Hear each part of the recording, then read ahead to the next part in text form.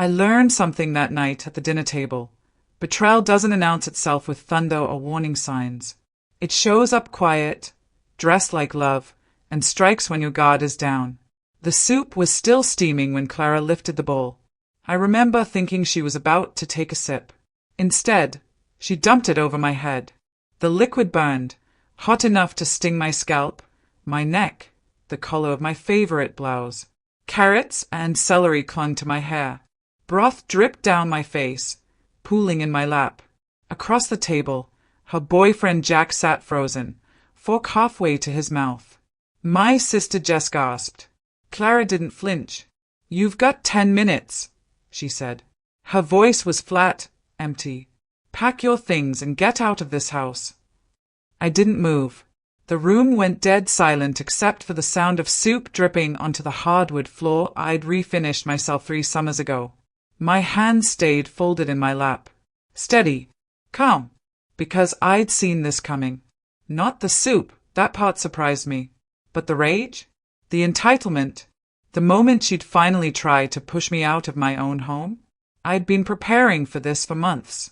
I reached into my purse, pulled out a manila folder, placed it on the table between us, right next to the bread basket. "You're right," I said quietly.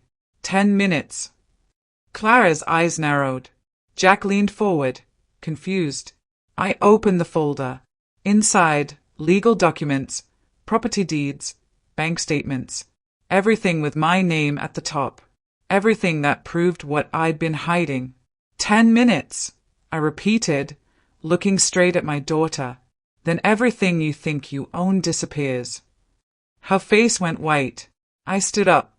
Soup dripped from my hair onto the documents, but I didn't care. I'd made copies. "You want me gone?" I asked. "Fine. But this house, the car in the driveway, the credit cards you've been maxing out, all of it's in my name. And as of tomorrow morning, you won't have access to any of it." Jess covered her mouth. Jack pushed his chair back, suddenly looking for an exit. Clara's hands balled into fists. "You wouldn't dare. Try me." The words hung in the air like smoke. For months, I'd been the punching bag, the villain in her story, the mother who did everything wrong. I'd listened to her insults, her accusations, her endless complaints about how I ruined her life. I'd swallowed my anger, told myself it was just a phase, convinced myself that love meant taking the hits. But love has limits, and mine had just run out. Clara grabbed the folder, flipping through pages, her confidence cracking with every line she read. Trust documents, conditional inheritance clauses, lease agreements she'd never bothered to check. "This is illegal," she stammered. "It's not." I wiped soup from my cheek. I had a lawyer review everything twice. The clock on the wall ticked. Jack stood up, mumbling something about needing air. Jess stayed silent, watching us like we were strangers. Clara's jaw tightened. "You can't do this to me. You just dumped soup on my head and told me to leave my own house." My voice didn't shake.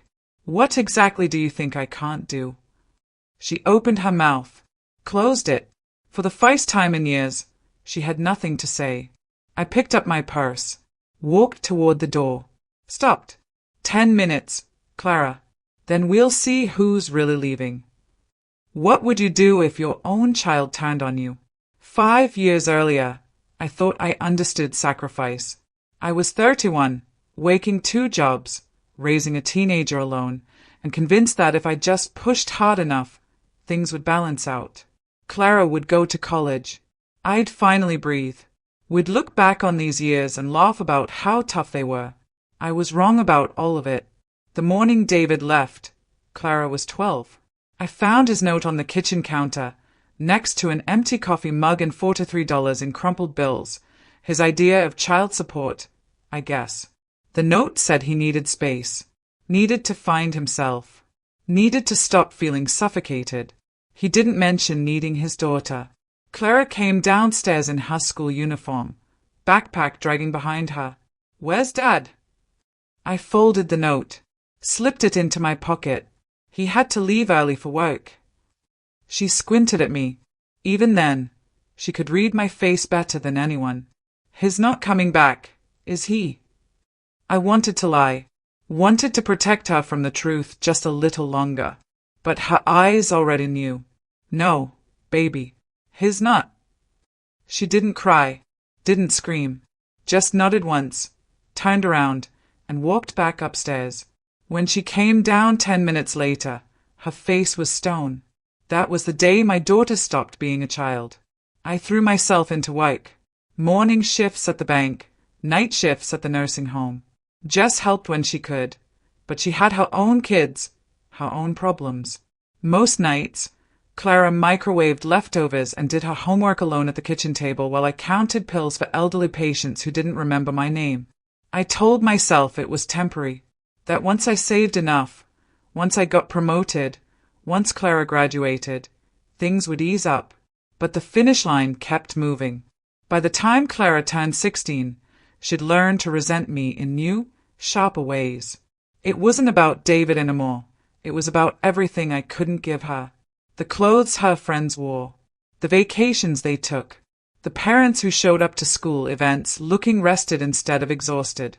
Angela's dad bought her a car, she said one night, staring at her phone.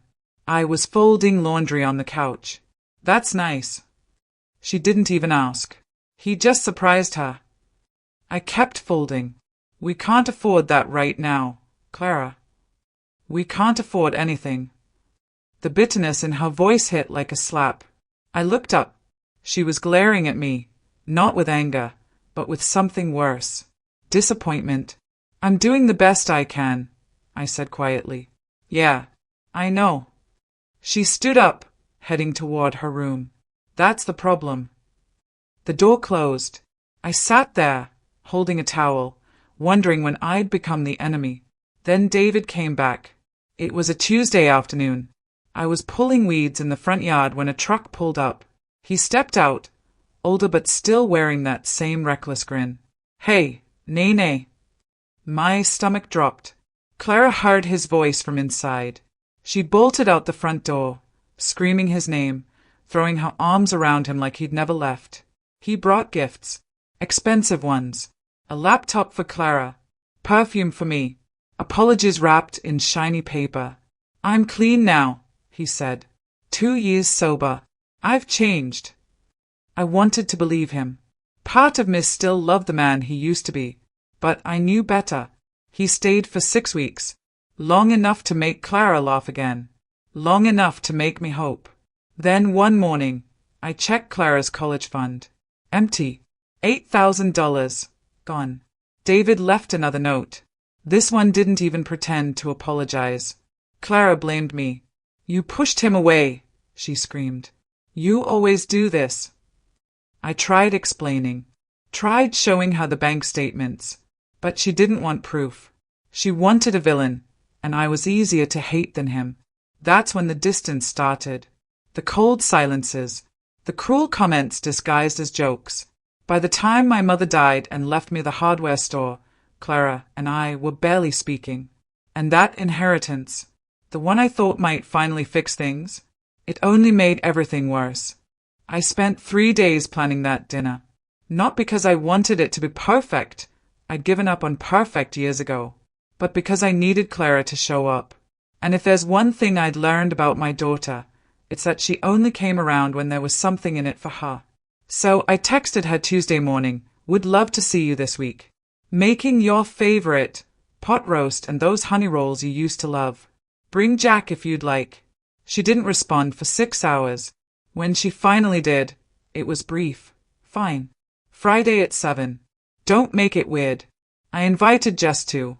She hesitated on the phone. You sure about this? She asked. Last time you two were in the same room, she called you a control freak and stormed out. I remember. So why put yourself through it again? I gripped the phone tighter.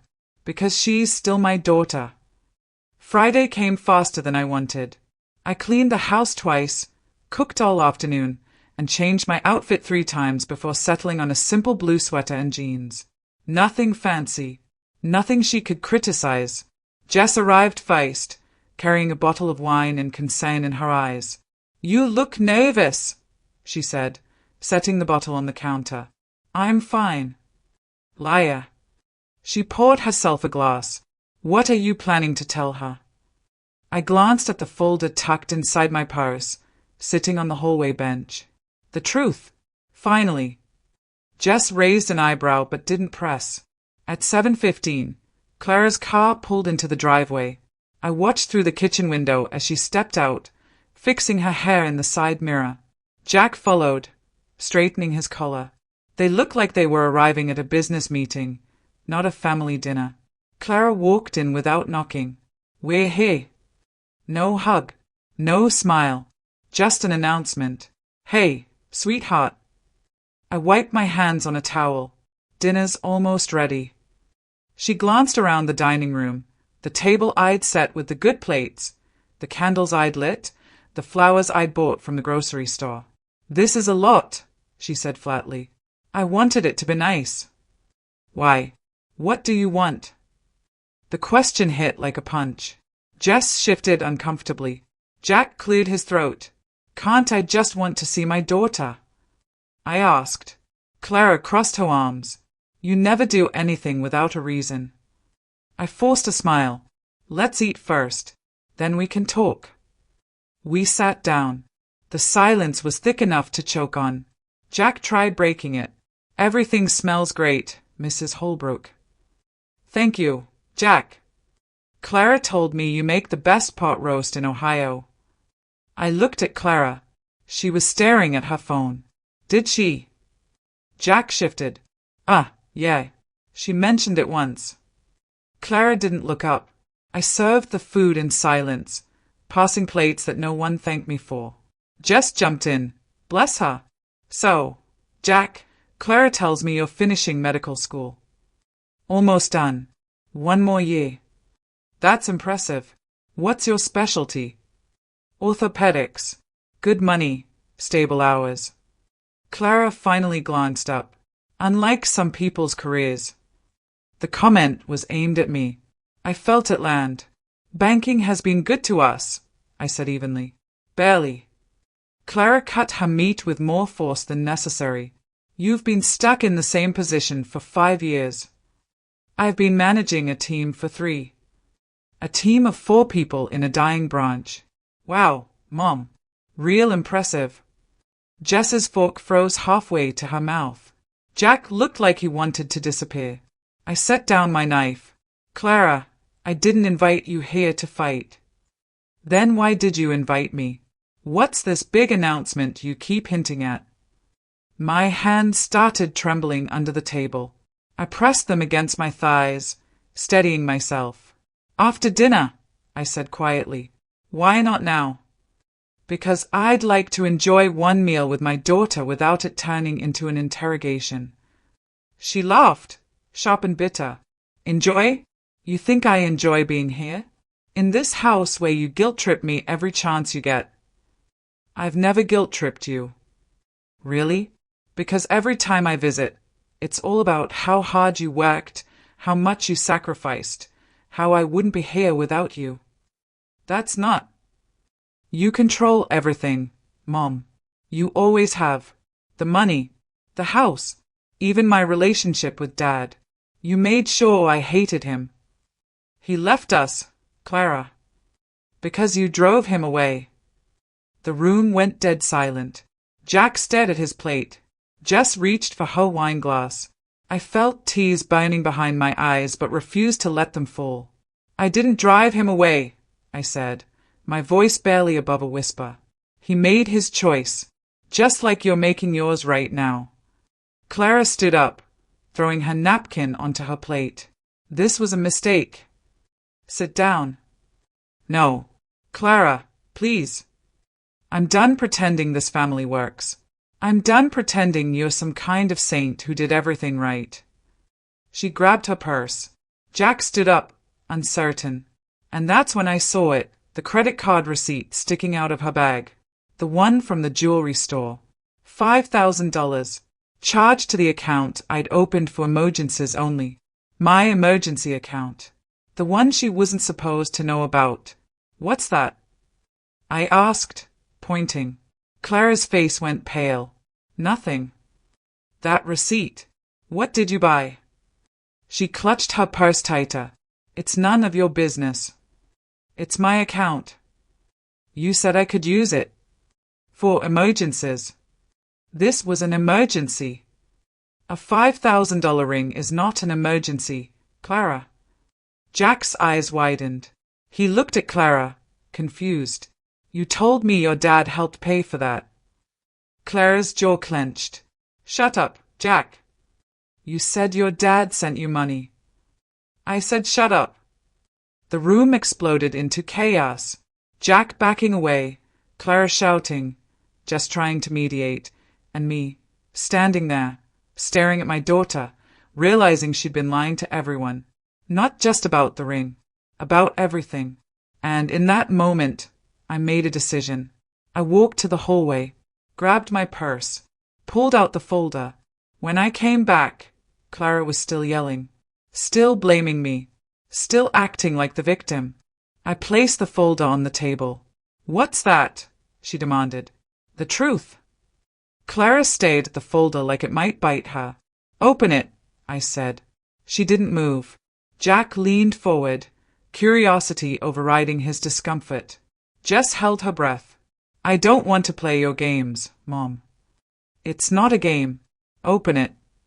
She grabbed the folder, yanking it toward her. Inside, bank statements, property deeds, trust documents, page after page of proof. Her hands shook as she flipped through them. What is this? Your inheritance, I said calmly. The one Grandma left me. The one you've been spending like it's yours. You told me I could.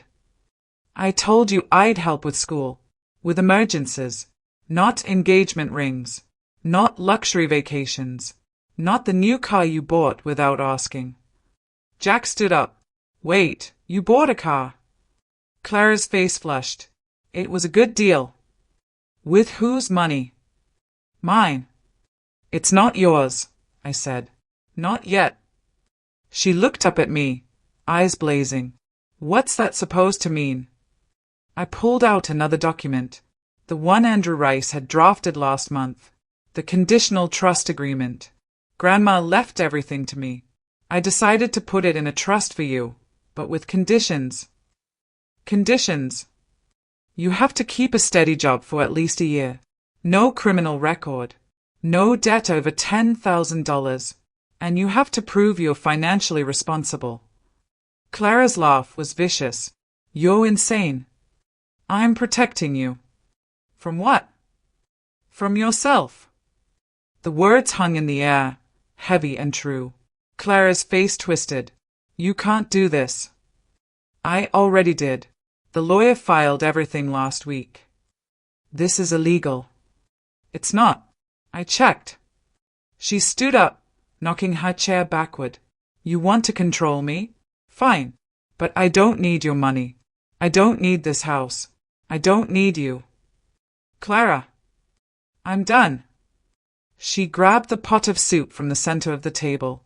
Before I could react, before anyone could stop her, she lifted it and dumped it over my head. The heat hit first, searing my scalp, my neck, dripping down my face. Carrots and celery clung to my hair. Broth soaked through my sweater, pooling in my lap. The room froze. Jess gasped. Jack stumbled backward, horrified.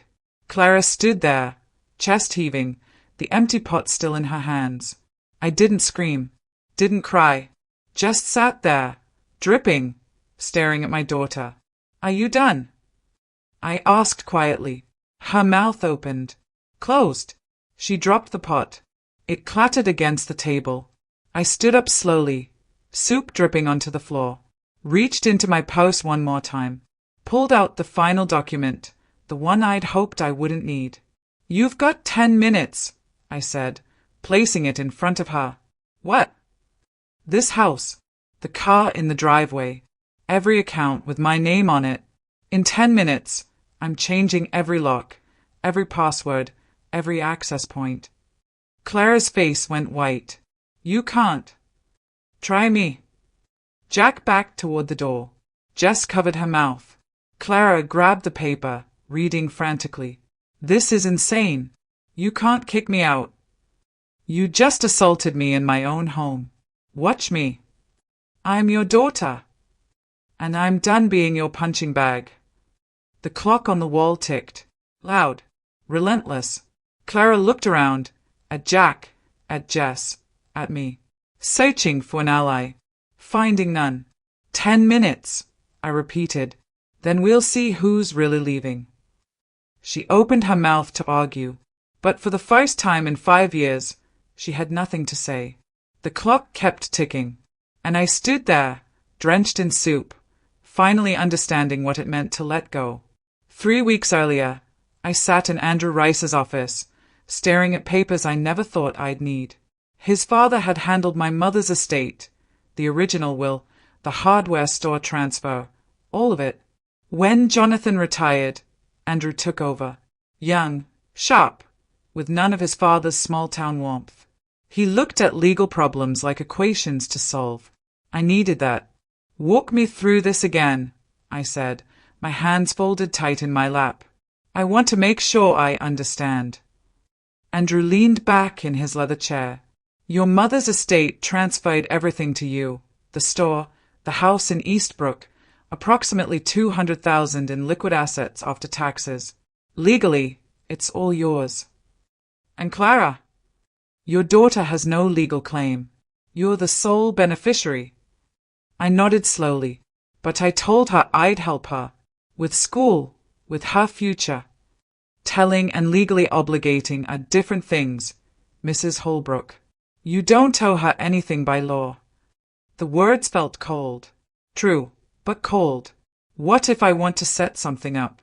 For her benefit, but with protections. Andrew pulled out a folder. That's why I asked you to come in. We can structure a conditional trust. Assets remain in your name, but Clara can access them once you meet specific requirements. What kind of requirements? Employment for a minimum period.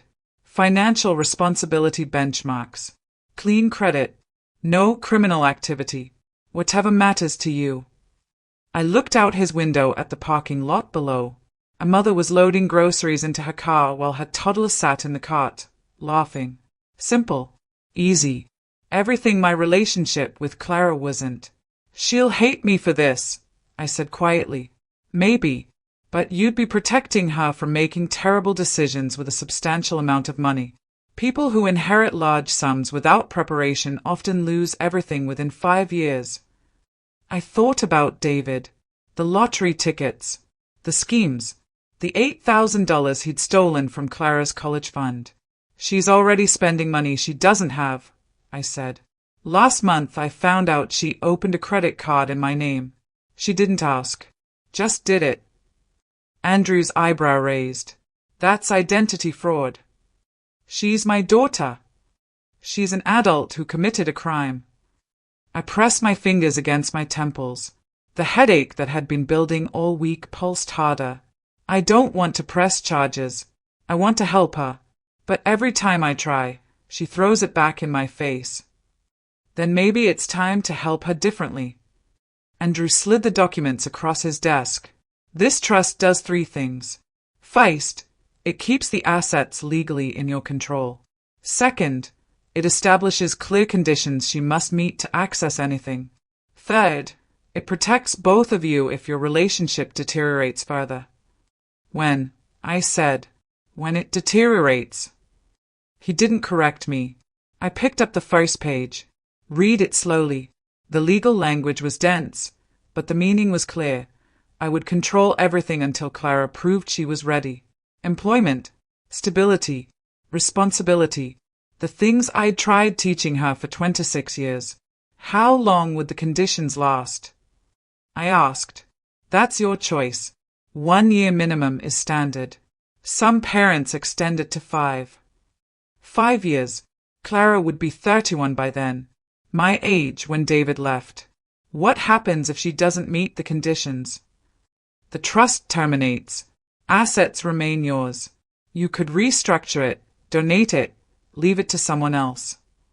She'd have nothing. She'd have what she earns on her own, which might be exactly what she needs. I set the papers down. My mother's face flashed through my mind. Staying, disappointed, always measuring me against some invisible standard I never reached. I'd sworn I wouldn't do that to Clara. But here I was, holding documents that did exactly that. I need to think about this, I said. Andrew nodded. Take your time. But Mrs. Holbrook? In my experience, the parents who wait too long usually regret it. Financial boundaries aren't punishment. They are protection. I left his office with the folder tucked in my purse, feeling like I'd betrayed Clara even though she'd never know. That night, I couldn't sleep. I kept replaying every fight, every insult, every moment she'd looked at me like I was her worst enemy instead of the woman who'd sacrificed everything for her. I thought about the car she'd bought without asking, $26,000 charged to my emergency credit line, the engagement ring I'd just discovered, the bills piling up from accounts I didn't authorize, and I thought about Jack. Smooth-talking Jack with his medical degree and his perfect smile. The one Clara defended despite every red flag I'd raised. I'd hired a private investigator 2 weeks ago, just to be sure. The report sat in my nightstand drawer. Embezzlement. Fraud. 3 previous identities. Jack Rutherford wasn't even his real name. I'd tried telling Clara. She'd called me paranoid, controlling, jealous. So I stopped trying. Instead, I went back to Andrew's office the next day. I want to do it, I said. The trust. All of it. He pulled out fresh documents.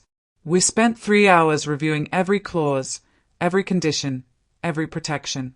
By the time I finished signing, my hand was cramping. This takes effect immediately, Andrew explained. All assets transfer into the trust structure. Clara has no access without meeting the conditions. If she attempts to use your credit, commit fraud, or take legal action against you, the trust becomes irrevocable and passes to a charity of your choosing. What if she needs help? Real help?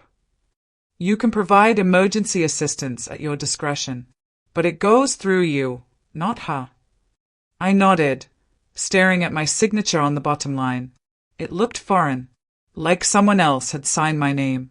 There's one more thing, I said. I want to set up a separate account. Something she doesn't know about. For if things go really wrong. Andrew pulled out another form. A safety net. Something like that. We established an emergency fund. $5,000 Clara could only access through me. Enough to keep her off the streets if she crashed. Not enough to enable her. When I finally left his office that day, the sky was turning orange. Rush hour traffic crawled past. Normal people heading to normal homes with normal families. I sat in my car for 20 minutes, crying. Not because I thought I was wrong, because I knew I was right. And that made it worse. I'd spent 26 years building a life for Clara, and now I was building walls around it, protecting her from herself. That night, I called Jess. I did something, I said. Something Clara's going to hate me for. What? I can't explain yet. But if things go bad, really bad, I need you to remember I did this out of love. Jess was quiet for a long moment. You're scaring me. I'm scaring myself. Naomi, what did you do? I looked at the folder on my passenger seat. The one that would either save my daughter or destroy our relationship completely. What I should have done years ago. I hung up before she could ask more questions. That was 3 weeks ago. 3 weeks of waiting, watching Clara spend money she didn't have, make plans she couldn't afford, and treat me like an obstacle instead of her mother. I'd hoped it wouldn't come to this. Hoped she'd wake up on her own. But hope doesn't pay off credit cards. Hope doesn't stop fraud. Hope doesn't protect a mother's love from being weaponized against her. So I'd prepared. And tonight, at dinner, when she dumped soup on my head and told me to leave my own house, I finally understood. The papers in my purse weren't a punishment. They were the last gift I could give her. The gift of consequences. The clock on the wall read 7:47 p.m. I stood in my kitchen, soup dripping from my hair, watching my daughter's face cycle through emotions: shock, anger, disbelief, and finally, defiance. "You're bluffing," Clara said, tossing the property documents back onto the table. "This is fake." "Call him yourself," I said quietly. "Andrew Rice. His number's on the letterhead." She grabbed her phone, dialed, put it on speaker. It rang twice. "Rice Legal Services. Andrew speaking." Clara's voice shook. "This is Clara Walker. My mother just showed me some documents with your name on them. I want to know if they are real." A pause. Then, "Ms. Walker, I can't discuss client details without authorization. But if your mother is present and gives permission, I can confirm document authenticity." Clara looked at me. I nodded. "She's here," Clara snapped. "Mrs. Holbrook? Do you authorize me to speak with your daughter about the trust documents we filed on October 15th? "Yes," I said. "Ms. Walker, I can confirm those documents are legally binding and were executed in accordance with Ohio estate law. The conditional trust is active as of today's date, and all assets listed remain under your mother's sole control pending satisfaction of the outlined requirements." Clara's face went pale. "That's impossible." "I assure you, it's not. Would you like to schedule a consultation to review your options?" "My options?" "For meeting the trust conditions, or contesting the arrangement, though I should warn you, the trust structure is designed to withstand legal challenge. Your mother has every right to control her own assets." Clara's hand trembled. "How much are we talking about?" "I can't disclose specific amounts without your mother's authorization." She looked at me, hatred and desperation mixing in her eyes. "How much?" I wiped soot from my forehead. "Everything Grandma left me, plus the accounts you've been using. The car, the emergency credit line, the checking account that pays your rent." "You can't cut me off." "I can. I am." Jack finally spoke up, his voice tight. "Clara, maybe we should leave." "Shut up." She turned on him. "This is your fault. If you hadn't—" She stopped, but not fast enough. "If I hadn't what?" Jack asked slowly. Clara's mouth snapped shut. I pulled out the investigator's report, set it next to the trust documents. "If he hadn't stolen from his previous employer," I said, "or used 3 fake names, are currently being investigated for insurance fraud in Kentucky." Jack's face drained of color. "Where did you—" "Private investigator. Cost me $800, but worth every penny." Clara grabbed the report, scanning it frantically. Her hands shook harder with each page. "This is fake," she whispered, but even she didn't sound convinced. Jack backed toward the door. "I can explain." "Don't," I said. "Just leave." "Clara, Get out." Clara screamed at him. "Get out! Get out! Get out!" He ran. The front door slammed. The clock read 7:51. Jess hadn't said a word through any of this. She sat frozen at the table, wine glass untouched, watching our family implode in real time. Clara turned back to me. "You're destroying my life." "I'm trying to save it." "By humiliating me? By investigating my fiancé? By stealing everything Grandma left us?" "She didn't leave it to us. She left it to me." "Because you poisoned her against me."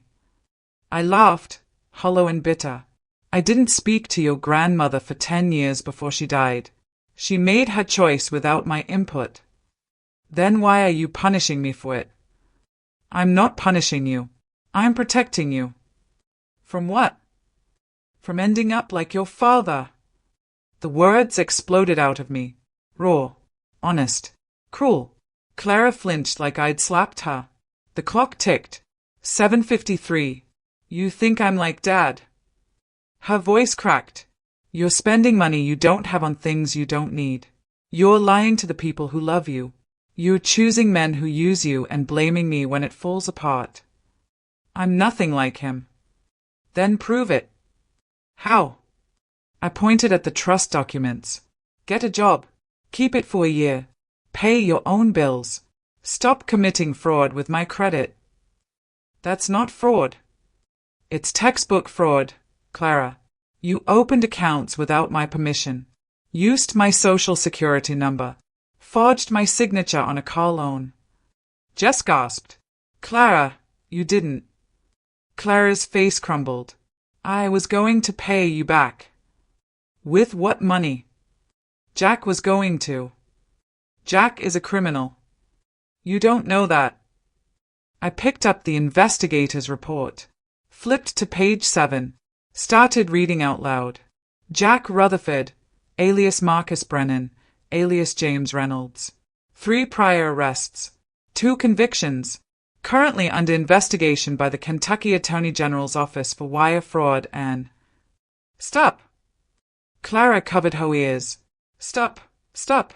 Stop! I set the report down. The clock read 7:55. 5 minutes, I said softly. Clara looked up. Her mascara was running. Her perfect makeup ruined. 5 minutes until what?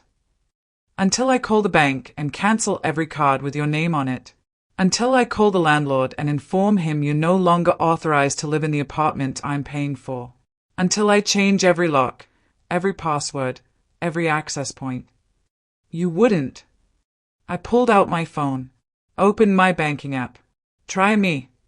She lunged forward, trying to grab it. I stepped back. Jess stood up, ready to intervene. Mom, please, Clara begged. Please don't do this. Give me one reason why I shouldn't. Because I'm your daughter. That's not enough anymore. The words hung between us like smoke. Clara's face twisted. She grabbed her purse, searching for something. Keys? Phone? I don't know. Her hands were shaking too hard to find anything. This isn't over, she said. Yes, it is. I'll fight you. I'll get a lawyer. Good luck. Andrew says the trust is ironclad. I'll tell everyone what you did. I'll ruin you. Tell them. I have nothing to hide. She stood there, out of options, out of threats, out of everything except rage. The clock read 7:58. 2 minutes, I said. Clara looked at Jess. Say something. Tell her she's crazy. Jess's voice was quiet. I think you should leave, Clara. Are you serious? Your mom just had soup dumped on her head in her own home, by her own daughter, and you're still making demands. She deserves it. Why? Jess stood up. Because she won't let you steal from her anymore. Because she actually set boundaries. You don't understand. I understand a 26-year-old woman acting like a spoiled teenager. I understand your mother working herself to death to give you opportunities you've thrown away. I understand. Enough, I said softly. Both of them looked at me. The clock read 7:59. I pulled up my banking app, finger hovering over the button that would freeze Clara's access to everything.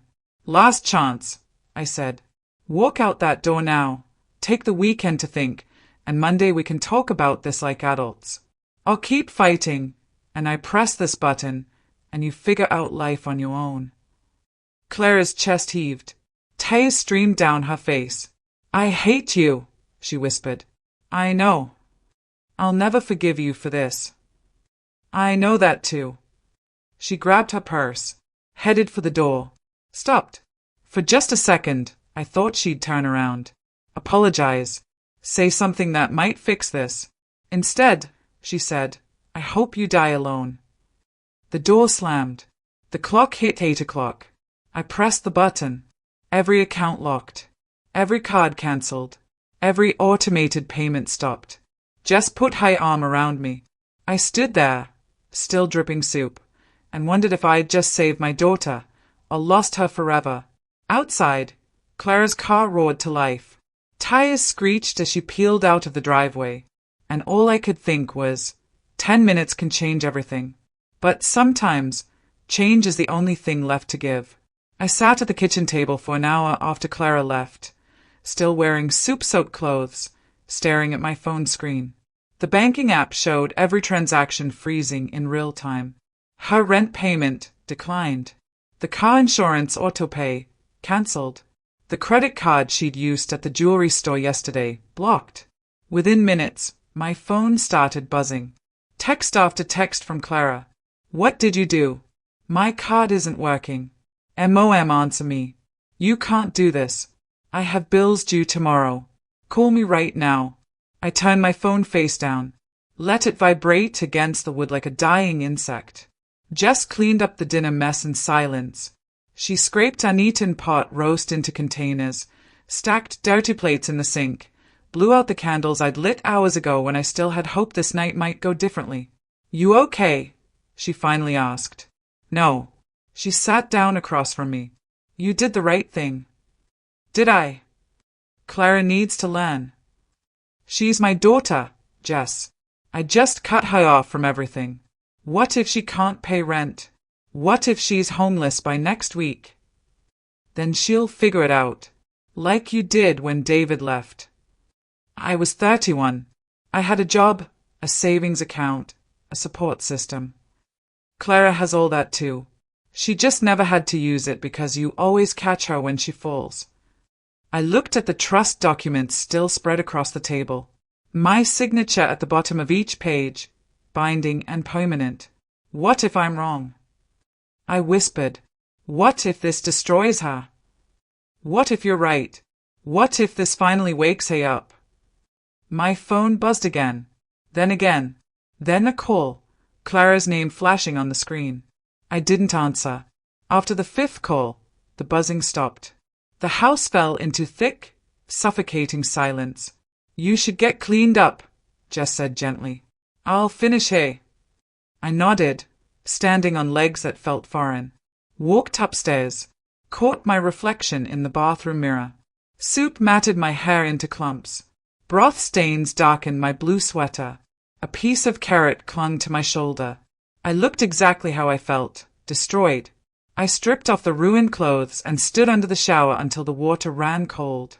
Across town, Clara sat in her car outside Jack's apartment building, phone pressed to her ear, listening to it ring. And ring. And ring. Voicemail. Again.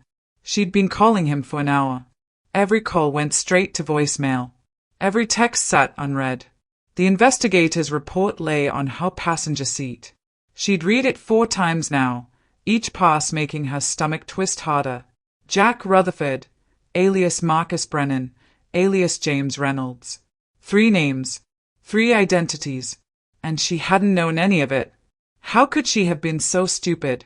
The ring on her finger, $5,000 of her mother's money, suddenly felt like it weighed 100 pounds. She twisted it off, threw it into the cup holder, and watched it roll into the dark space between seats. Her phone screen showed a bank alert. Transaction declined. Insufficient funds. Another one. Automatic payment failed. Another. Account access restricted. Clara's hands shook. She tried logging into her banking app. Password incorrect. She tried resetting it. Security questions failed. She called customer service. I'm sorry, but this account has been flagged by the primary account holder. You'll need to contact them directly to restore access. I am the account holder. According to our records, you're listed as an authorized user. The primary holder is Naomi Holbrook. Clara hung up. Tried another card. Same result. Another account. Same message. Her mother had actually done it. Cut her off completely. Clara screamed, raw and guttural, pounding her fists against the steering wheel until her hands hurt. Then she cried. Ugly, choking sobs that fogged up the windows and made her mascara run in black rivers down her cheeks. When she finally stopped, her throat was raw and her head throbbed. She looked at Jack's dark apartment windows. He wasn't coming back. He probably left town the second her mother exposed him. And she was alone. Completely, terrifyingly alone. Her phone buzzed. A text from her landlord. Rent payment bounced. Need payment in full by Monday or we start eviction proceedings. Monday. 3 days away. Clara opened her banking app again, checking every account she had access to. Combined balance, $47.32. Her rent was $1,200. She tried her mother's number one more time. It rang twice, then went to voicemail. Mom. Clara's voice cracked. Mom, please. I know you're mad, but I have bills due. I need to pay rent or I'm getting evicted. Please. Please call me back. She hung up. Waited. No response. Clara sat in that car for another 2 hours, watching Jack's dark windows, checking her phone every 3 minutes, and slowly realizing the truth. Her mother wasn't going to save her this time. I didn't sleep that night. I lay in bed, staring at the ceiling, listening to my phone buzz on the nightstand. Voicemails I didn't listen to. Texts I didn't read. Around midnight, Jess knocked softly. You awake? Yeah. She came in, sat on the edge of my bed like she used to when we were kids, and one of us had a nightmare. She's been calling me, Jess said. Clara. My chest tightened. What did she say? That you're crazy. That you stole her money. That she's going to lose her apartment. Jess paused. That she doesn't know what to do. What did you tell her? That she needs to figure it out. I closed my eyes. Maybe I should. No. Jess's voice was firm. You should stay strong. Let her feel what it's like to be responsible for herself. What if she can't handle it? Then she'll come home, and you'll be here, but on your terms, not hers. I wanted to believe that. Wanted to trust that tough love would somehow transform my daughter into someone who appreciated what she had. But all I felt was grief. Grief for the relationship we'd lost. Grief for the little girl who used to crawl into my lap and say, I'll never leave you, Mama. Grief for the hope that love alone could fix broken things. She wasn't always like this, I whispered. I know. She used to be sweet. Funny. She'd draw me pictures at school and hide them in my lunch bag so I'd find them at work. I remember. Where did that girl go? Jess squeezed my hand. She's still in there. She just got lost along the way. The next morning, I woke to silence. No texts. No calls. No demands. I made coffee, sat at the kitchen table, stared at the trust documents I'd left out overnight. At 9 a.m., my phone rang. Andrew Rice. Mrs. Holbrook. I wanted to follow up on last night. Everything went as planned. Yes. And your daughter? She's processing. She'll likely try to contest the trust. Most people do. I want you prepared for that. What happens if she fights it? She'll lose, but it'll be expensive and emotionally draining for both of you. Courts tend to uphold parental control of assets, especially when fraud is documented. The word fraud made my stomach turn. I don't want to go to court against my own daughter. Then hopefully she comes to her senses before it reaches that point. After we hung up, I sat there thinking about all the ways this could end. Clara homeless and hating me. Clara in court, accusing me publicly. Clara completely disappearing from my life. None of the endings felt like winning. Around noon, I heard a car pull into the driveway. My heart jumped. I looked out the window. Clara's car, engine running, but she wasn't getting out. I watched her sit there for 10 minutes, hands gripping the steering wheel, staring at my front door like it was a minefield. Finally, the car door opened. She stepped out slowly. Her eyes were swollen, her face blotchy. She'd been crying for hours, maybe all night. She walked to the front door, raised her hand to knock, stopped. I could see her through the window, frozen there, pride and desperation warring on her face. Then she knocked, soft, almost apologetic. I opened the door. We stood there, mother and daughter, separated by a threshold that felt like an ocean. Can I come in? Clara's voice was barely a whisper. I stepped aside. She walked into the living room, still wearing yesterday's clothes. Sat on the edge of the couch like a guest in a stranger's home. I sat across from her. Waited. The silence stretched, thick and uncomfortable. "I'm sorry," Clara finally said. "For the soup. For everything." I nodded but didn't speak. I was angry. I said things I didn't mean. "Did you mean them when you said them?" She flinched. "Yes, but I—" "Then don't apologize for them." Her eyes filled with tears. "Mom, I need help. I have rent due Monday, car insurance, credit card bills.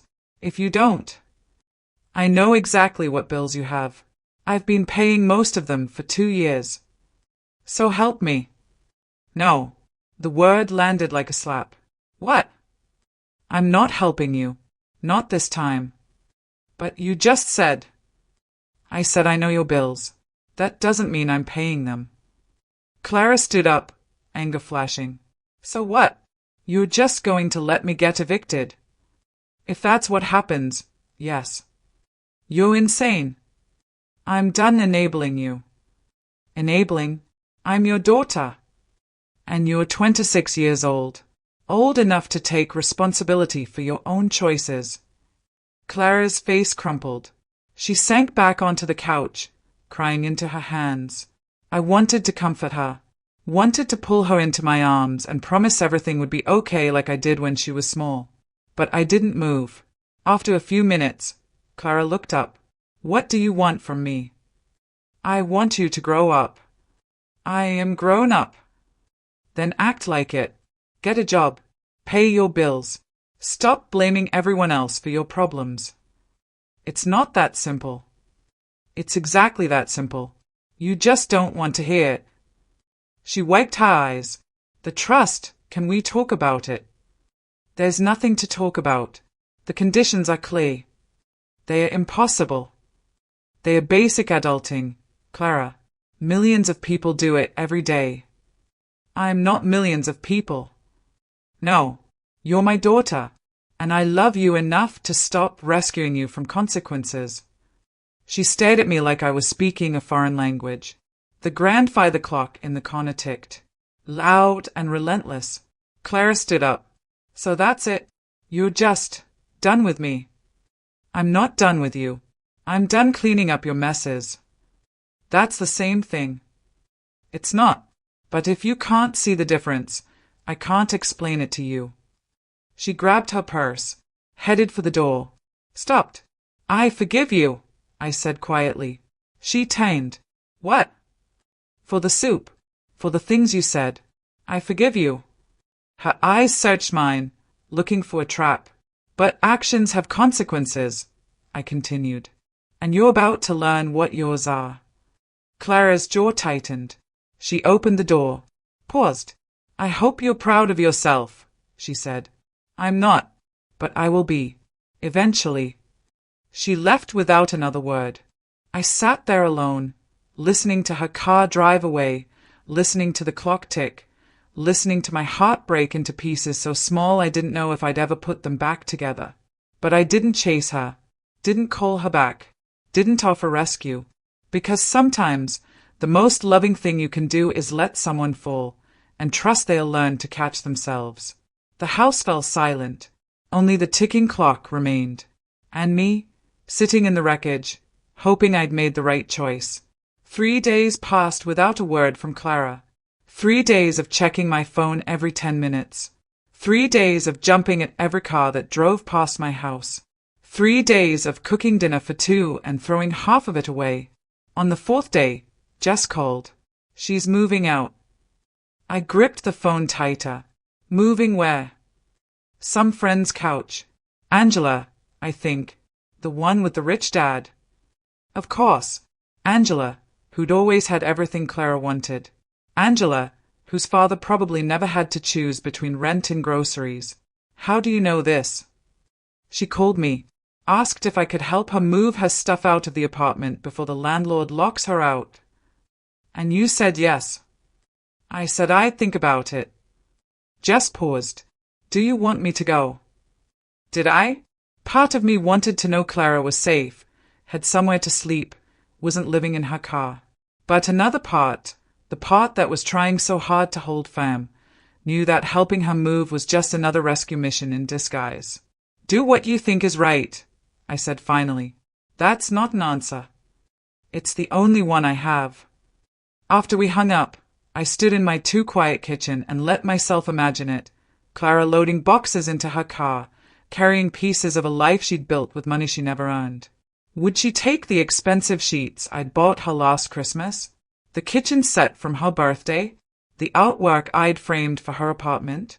Or would she leave it all behind, one more thing to resent me for? I poured myself coffee I didn't want and sat at the table I'd eaten at alone for 4 days straight. The trust documents still sat in a neat stack by the fruit bowl. I'd read them so many times I'd memorized every clause. My phone buzzed. A text from Andrew Rice. "Any updates?" I typed back, "She's moving out." 3 dots appeared. Then, "That's normal. Give it time." But how much time? How long was I supposed to wait for my daughter to realize I was trying to help her, not hurt her? And what if she never did? On the 5th day, I did something I swore I'd never do again. I drove to David's apartment. He lived 40 minutes away in a sad complex with peeling paint and a parking lot full of old cars. I sat in my car for 10 minutes, hands on the steering wheel, asking myself what I was doing here. But I needed someone who understood. Someone who'd watched Clara grow up. Someone who'd failed her too. I knocked on door 214. Heard shuffling inside. Then the chain lock sliding. David opened the door in sweatpants and a stained t-shirt. His face was thinner than I remembered, hair graying at the temples. "Naomi, can I come in?" He stepped aside, surprise written across his features. His apartment was small but clean, cleaner than I expected. A single couch, a small TV, a kitchenette with one plate in the drying rack. This was the life he'd chosen over us. "You want coffee?" he asked. "No, I just need to talk." We sat on opposite ends of his couch, an ocean of space between us. "It's about Clara," I said. His face shifted. "Is she okay?" "Define okay." I told him everything. The soup, the confrontation, the trust, the 10-minute countdown. He listened without interrupting, which was new. The old David would have jumped in with excuses or solutions. When I finished, he leaned back and let out a long breath. "You did the right thing," he said quietly. "I hadn't expected that." "Really?" "She's been out of control for years. I tried talking to her a few months ago when she called asking for money.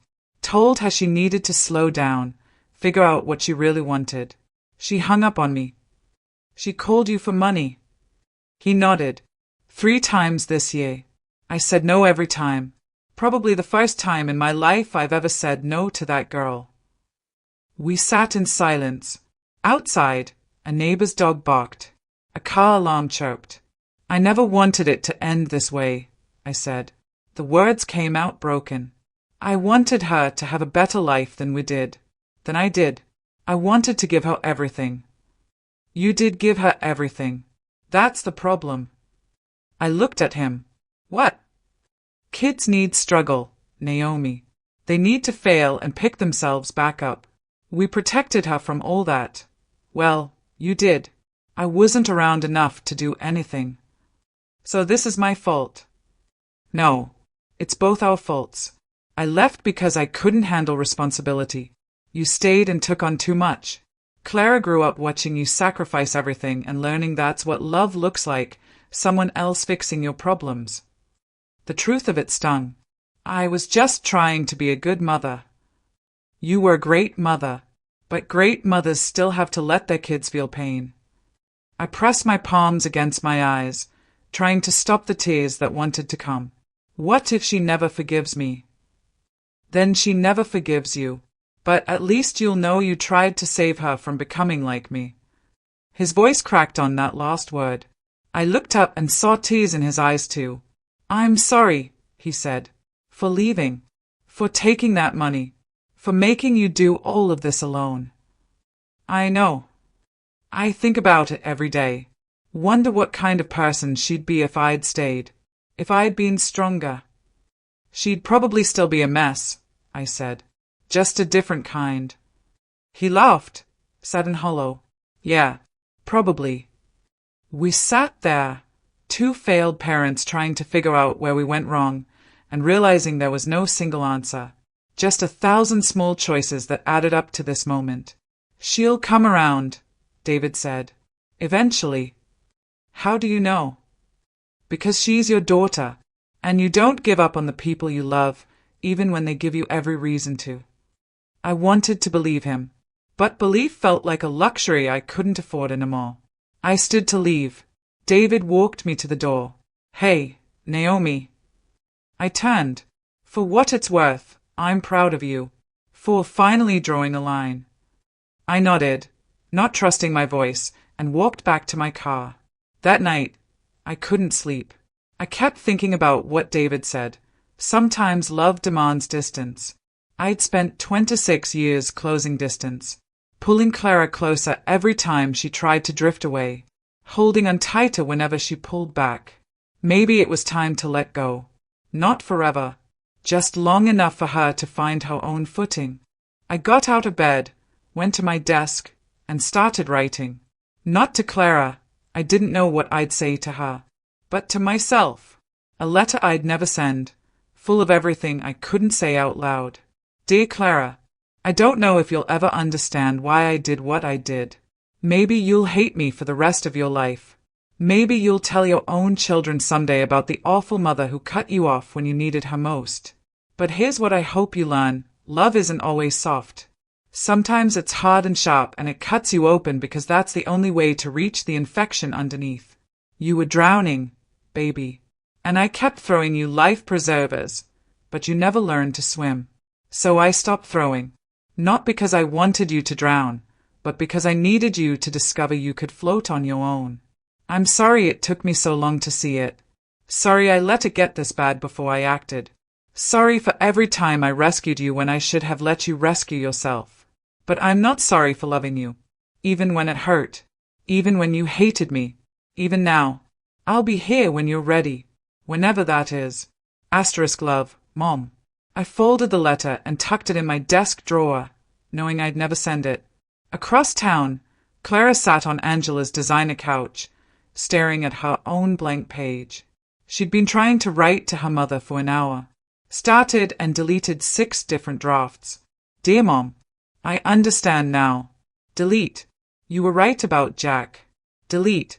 I'm sorry for. Delete. The cursor blinked at her, mocking. What could she possibly say? That dumping soup on her mother's head was wrong? That she'd been acting like a spoiled child? That everything her mother said was true? Pride wouldn't let her write those words. But exhaustion was starting to win. She'd spent the last 5 days applying to every job she could find. Retail, restaurants, administrative work. She'd had 3 interviews and 0 callbacks. Her resume, sparse and unimpressive, wasn't opening doors like she thought it would. Angela's parents were polite but distant. They let her stay but made it clear it was temporary. The guest room she slept in felt like a museum, everything too nice to touch. She missed her mother's house, missed the worn couch where she'd watched TV growing up, missed the kitchen where her mom made pancakes every Sunday, missed having someone who actually cared if she came home at night. But admitting that felt like losing. So Clara closed her laptop, crawled into the expensive guest bed, and cried into pillows that smelled like lavender and emptiness. 2 weeks later, I checked my mailbox and found a plain envelope.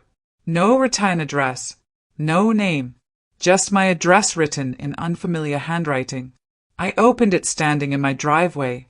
Inside, a single piece of paper, 1 line written in the center. 10 minutes was enough. My hand shook.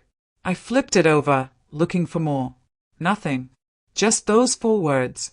Enough for what? Enough to learn. Enough to break. Enough to change. I didn't know if it was from Clara. The handwriting wasn't hers. But who else would send it? I stood there holding that cryptic message, wondering if it was an ending or a beginning. Wondering if my daughter was telling me she understood, or saying goodbye forever. The wind picked up, rustling the paper in my hands, and all I could think was, what happens now? 3 months later, the hardware store was finally turning a profit. I'd thrown myself into it after Clara left, filing inventory, reorganizing the layout, hiring 2 new employees who actually showed up on time. The work kept my hands busy and my mind distracted from checking my phone every 30 minutes. But some days, the silence still got too loud. I was restocking paint supplies when the bell above the door chimed. I glanced up, expecting a customer. It was Clara. She looked different. Thinner, maybe. Her hair was pulled back in a simple ponytail, no expensive salon highlights. She wore jeans and a plain sweater instead of the designer clothes she used to insist on. And her eyes, they looked tired but clearer somehow. We stared at each other across the aisle of hardware supplies, neither knowing who should speak first. "Hi," she said finally. "Hi." She walked closer, hands shoved in her pockets. "Just told me you were here most days." She's not wrong. Clara looked around the store. "It looks good. Different than I remember." "A lot of things are different." The words hung between us, heavy with meaning neither of us was ready to unpack yet. "Can we talk?" Clara asked. I nodded, leading her to the back office. It was cramped and cluttered with invoices, but it was private. I closed the door and sat behind my mother's old desk. Clara took the chair across from me, the same chair where I used to sit as a teenager while my mother lectured me about responsibility. The cycle continuing, generation after generation. "I got a job," Clara said, breaking the silence, "at a non-profit downtown. Administrative work. It's not glamorous, but it's steady." "That's good." "I've had it for 6 weeks now. Haven't missed a day." She pulled out her phone, showing me bank statements. "I'm paying my own bills. Rent, car insurance, groceries, everything." I looked at the numbers. She was barely breaking even, but she was doing it on her own. "I'm proud of you," I said quietly. Her eyes watered. "I didn't think you'd ever say that to me again." "I never stopped being proud of you, Clara. I just stopped enabling you." She nodded, wiping her eyes. "I know that now. I didn't then. But I get it." We sat in silence for a moment. Outside, I could hear customers asking my employees for help. Life continuing around us while we tried to figure out if we could rebuild what we'd broken. "Jack disappeared," Clara said, "the day after you showed me that report. Changed his number, moved out of his apartment. Just gone." "I'm sorry." "Don't be. You were right about him. About everything, really." She twisted the ring finger where that $5,000 engagement ring used to sit. It was bare now. I found the ring in my car. Tried to return it, but they said it was non-refundable. So I sold it online for $3,000. Used it to pay off some of the debt I'd racked up on your cards.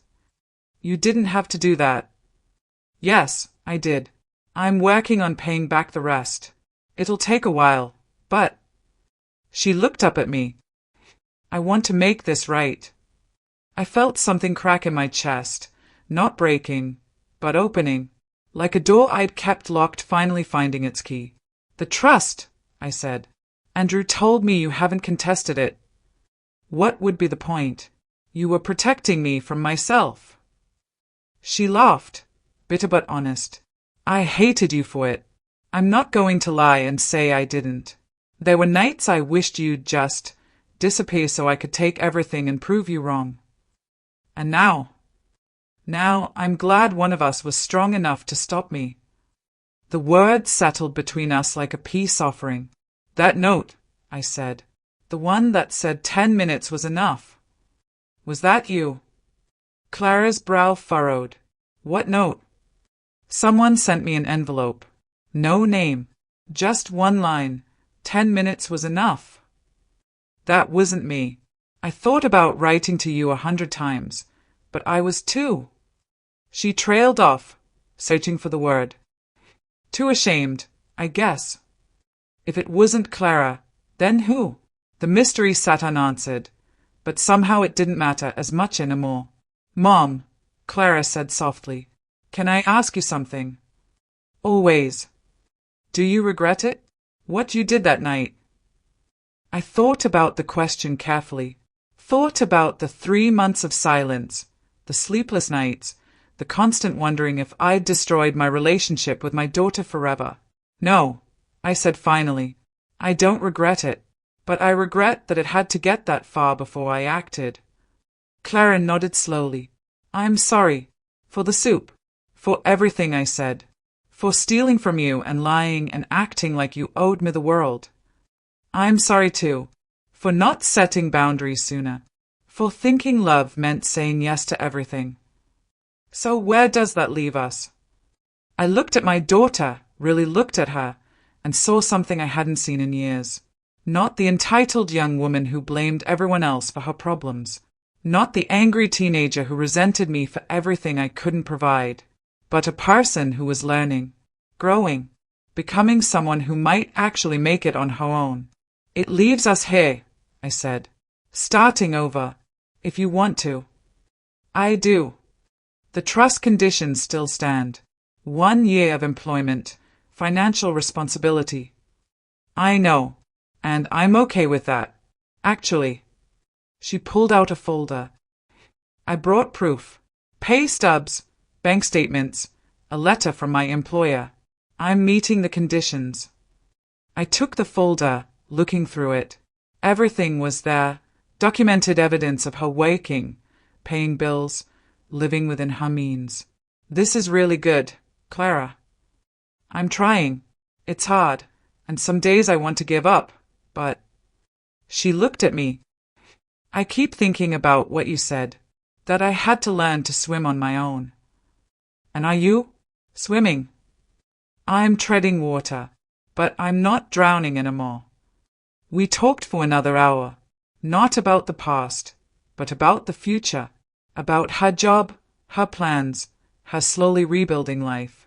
When she finally stood to leave, she hesitated at the door. Can I come back?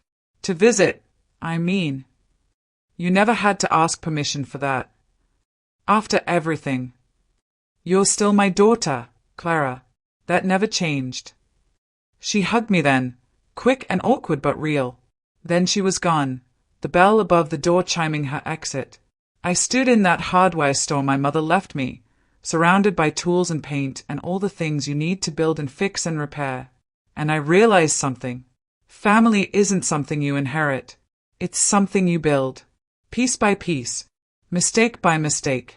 Sometimes tearing down what's broken so you can construct something stronger. My mother built a store. I built a boundary. Clara was learning to build a life. And maybe that was enough. Closing reflection. When family breaks, it doesn't shatter like glass. It bends like steel under pressure. And sometimes, that bending is what makes it stronger. People ask me if I regret what I did that night. If I think I went too far by cutting Clara off, by forcing her to face consequences she'd avoided her whole life. The truth? I don't know.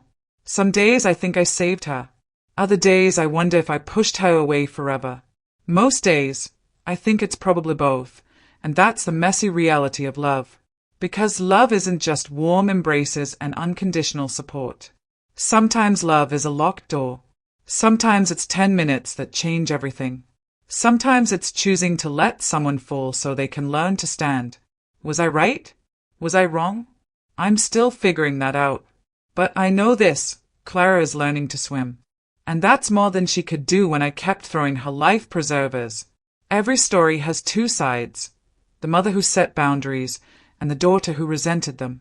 The woman who thought she was protecting, and the girl who felt abandoned. Which side is right? Maybe both. Maybe neither.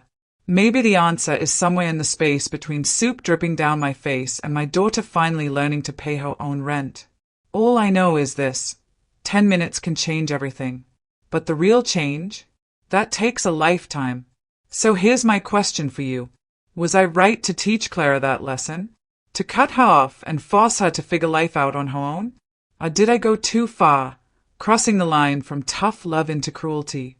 Would you have done the same thing if your child disrespected you, stole from you, and refused to take responsibility for their life? Or would you have kept rescuing them, hoping they'd eventually learn without having to struggle.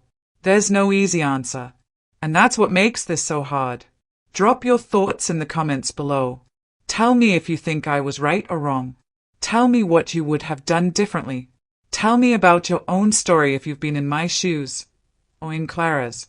Because at the end of the day, we're all just trying to love the people we care about without destroying ourselves in the process. And maybe, just maybe, sharing our stories helps us figure out how to do that better. If this story resonated with you, hit that like button and subscribe for more real stories about the messy, complicated, beautiful chaos of family. Because these aren't just stories. They are the moments that break us and remake us into who we're meant to be. Thanks for listening. And remember, sometimes the hardest choice is the most loving one. See you in the next story.